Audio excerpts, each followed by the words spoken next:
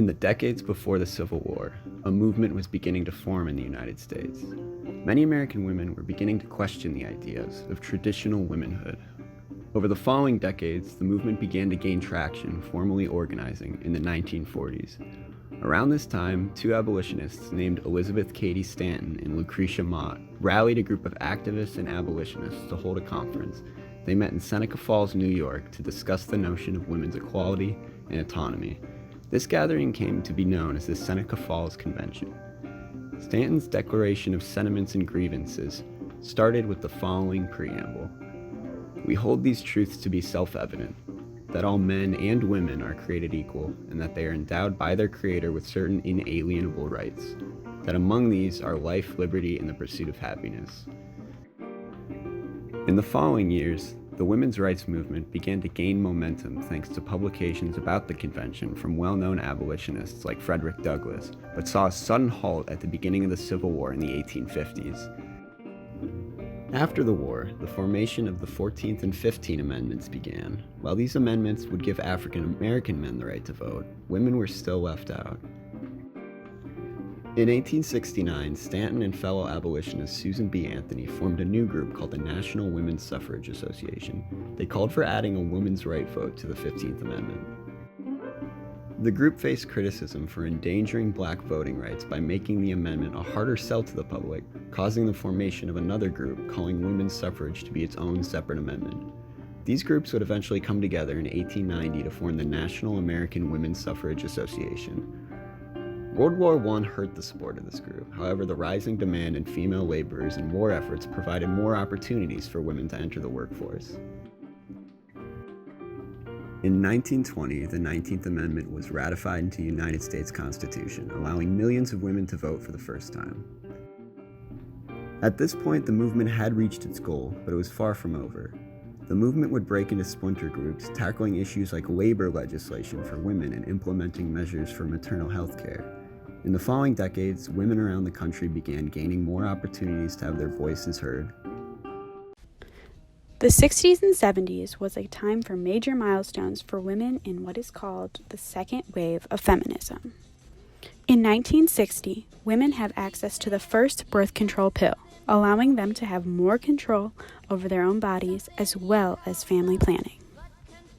The first of several equality labor laws start in 1963 with the Equal Pay Act, which promises equal pay for equal work regardless of race, sex, religion, or nationality. A year later, Title IX of the Civil Rights Act makes it illegal for employers to discriminate against their employees' race, sex, religion, or nationality. And in 1968, President Johnson signs an executive order prohibiting sex discrimination by government contractors and requiring affirmative action plans for hiring more women. By the end of the decade, the nation has its first no-fault divorce law, allowing couples to divorce by mutual consent. 1972, the U.S. Senate passes the Equal Rights Amendment onto the states for ratification. The amendment itself reads as follows. Equality of rights under the law shall not be denied or abridged by the United States or by any state on the account of sex. To become ratified, 38 states needed to approve it by 1979, but that date was pushed back to 1982. The amendment fell 3 states short of ratification. The failure of the ERA is often accredited to Phyllis Schlafly. She argued that the amendment would disadvantage housewives and draft women into the military. While the ERA failed, women's rights continued to expand, with the Supreme Court ruling abortion legal with Roe v. Wade. In 1974, women were no longer denied to have a credit card in their own name.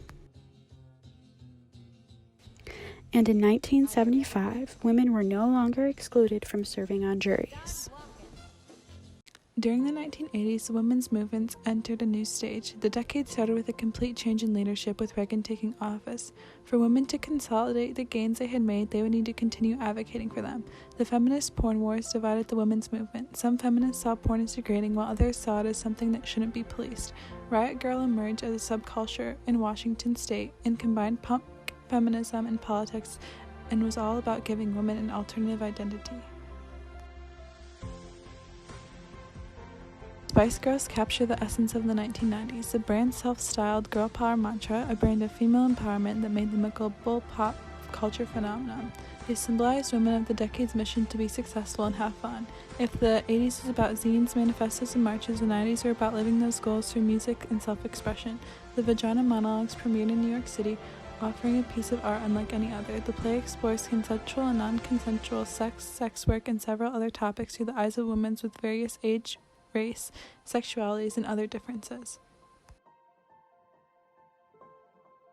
In 2004, the March for Women's Lives is held in Washington, D.C. to support the right to abortion, access to birth control, scientifically accurate sex education, and prevention and treatment of sexually transmitted infections, and as well to show support for mothers and children. And in 2011, the first slut walk takes place in Toronto in response to a Toronto police officer's statement that women should avoid dressing like sluts in order not to be victimized. Women's rights begin to focus on social expectations and norms.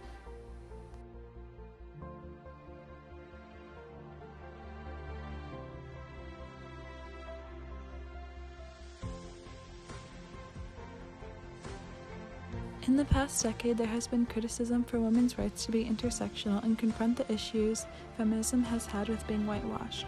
The Women's March in 2017 drew the biggest crowds of any protest ever recorded, but there is criticism for lack of intersectionalism.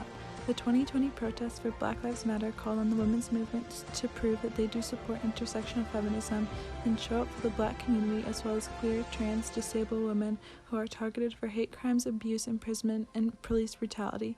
In the next decade to come, the women's movement will have to continue to evolve as it has done for the past 120 years.